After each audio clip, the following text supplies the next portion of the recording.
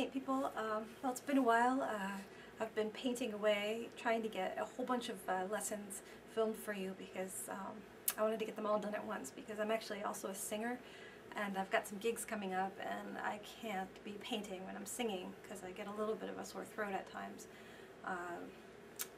no matter how much I change my mask.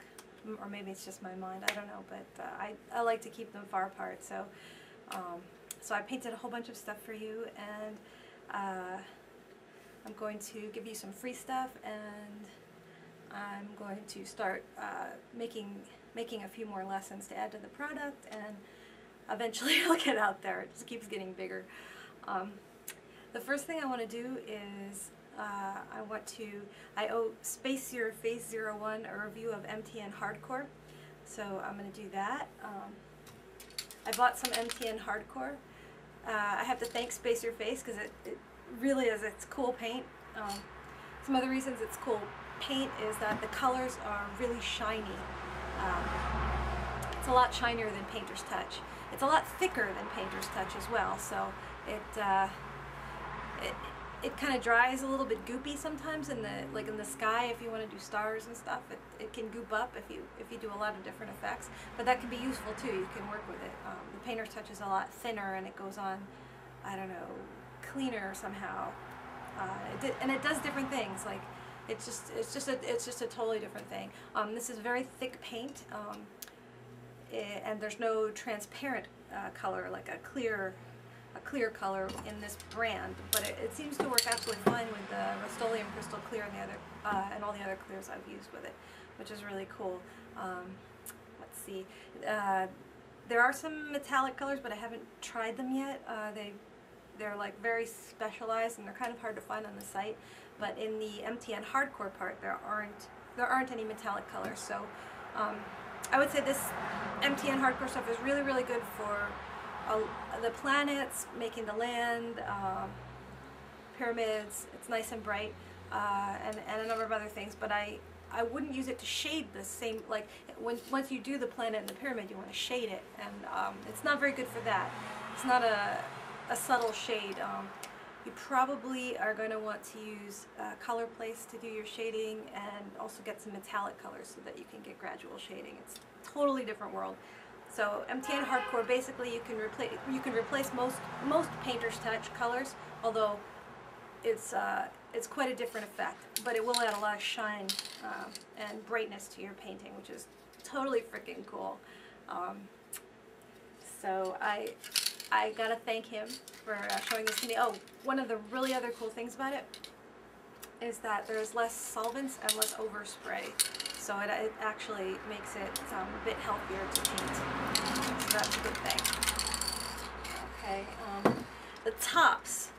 This brand of paint, when you buy it, it doesn't freaking come with a button, man. You gotta buy the buttons separately, and they suck. They suck big time. They clog like one freaking use, and they clog up. And then you get this like grainy spray, and it's really horrible. So here's what I found out, is that this works great with color place caps. Color place caps, I think, are the best caps. It's like the cheapest brand, but the caps are like the best. So take your color place. Let's see.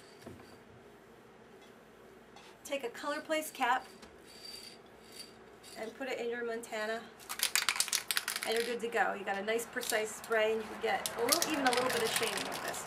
So these are thick paints. They're not good for shading, but they're very bright, and they work very well for most things that you would use Painter's Touch for. So I can't quite replace my Painter's Touch with these colors, because Painter's Touch, it does different things that sometimes I want. You know, there's some ways that the paint reacts that are really, really cool within Painter's Touch that you just can't get with these. These are just too thick. So just you know, you have to figure out what effects you most like to do, and get your Montana colors based on that. I also bought this Montana Alien stuff because it said that it was very transparent, and I thought, ooh, you know, a very specific, you know, small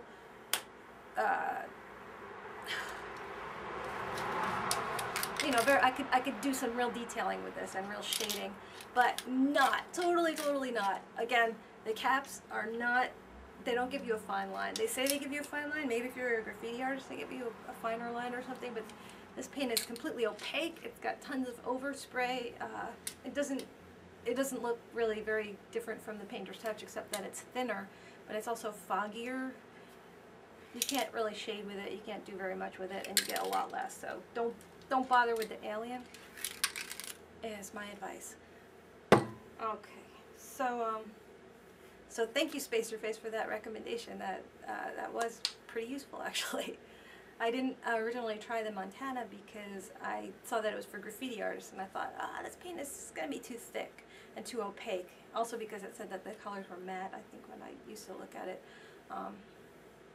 But these colors are glossy and they're good. Stay away from the Alien and get Color Place caps from Walmart, because these caps that come with the Montana, they're absolutely hopeless. They work for one day.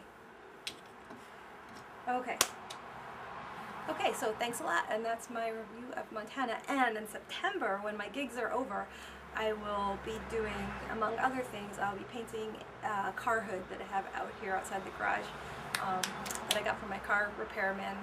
And I'm going to do a test with Montana and also with regular car paint and compare them, and then I'll put the gloss car paint on top of this and see if it works as a stable car paint, and that'll be a cool thing. So that'll be in September. Okay, so thanks very much. That's my review of Montana, and ciao ciao.